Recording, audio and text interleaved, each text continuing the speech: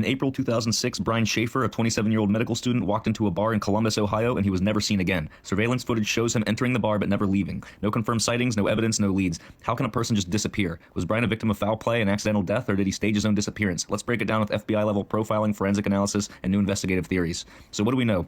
Friday, March 31st, 2006, Brian goes out with friends to a bar called Ugly Tuna Saloona after finishing exams. 1:55 a.m., surveillance cameras show Brian entering the bar with friends. Around 2 a.m., friends last see Brian near the bar's exit after they get separated in a crowd. Bar closes at 2:30 a.m. Patrons leave, but Brian is never seen leaving on any security footage. The bizarre part, the bar had only two exits, one main entrance covered by security cameras and an emergency exit that led to a construction site. No footage exists of Brian leaving.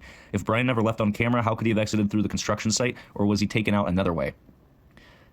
Well, so what happened to Brian Shaffer? Some believe Brian staged his own disappearance and walked away to start over. He had been struggling with the recent death of his mother, which could have influenced his mental state, but his bank accounts, credit card, and phone were never used again. Some believe Brian was attacked or abducted inside the bar and removed without detection. If foul play was involved, could someone in the bar have helped cover it up? But if there's no clear motive and no known enemies, what happened? Theory number 3 is he fell in the construction site. The bar's emergency exit led to an active construction zone, and some theorize that Brian fell into a hole or was injured, and his body was never found, but search dogs never picked up on his scent in the area.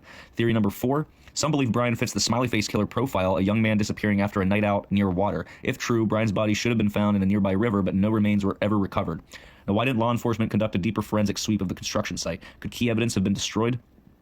So what doesn't add up? His cell phone pinged 2 months later. 2 months after his disappearance, Brian's cell phone rang when his family called. The call went through for a second before disconnecting, but the cell tower records placed it in a different city. So was this a glitch, a hoax, or something more sinister? His friends acted suspiciously. Brian's best friend, Clint Florence, refused to take a polygraph test when asked by police. He was one of the last people to see Brian alive. Why would he refuse unless he had something to hide? There were no witnesses, no leads, and no evidence. Despite years of investigations, no substantial leads have ever been found. Even after offering a $100,000 reward, no one has ever come forward with useful information.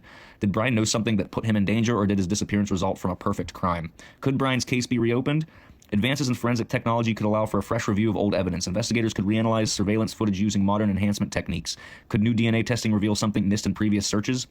But what still doesn't make sense is why did no security camera footage ever capture Brian leaving? Why did his phone ring months later, yet no new leads emerged? And what did his friends Clint know that made him refuse a polygraph? What do you think happened to Brian Shaffer? Comment below with your theories, and don't forget to subscribe, like, and comment, and let us know your theories in the comments below. And also, don't forget to go to our YouTube page, Instagram, and TikTok for exclusive content.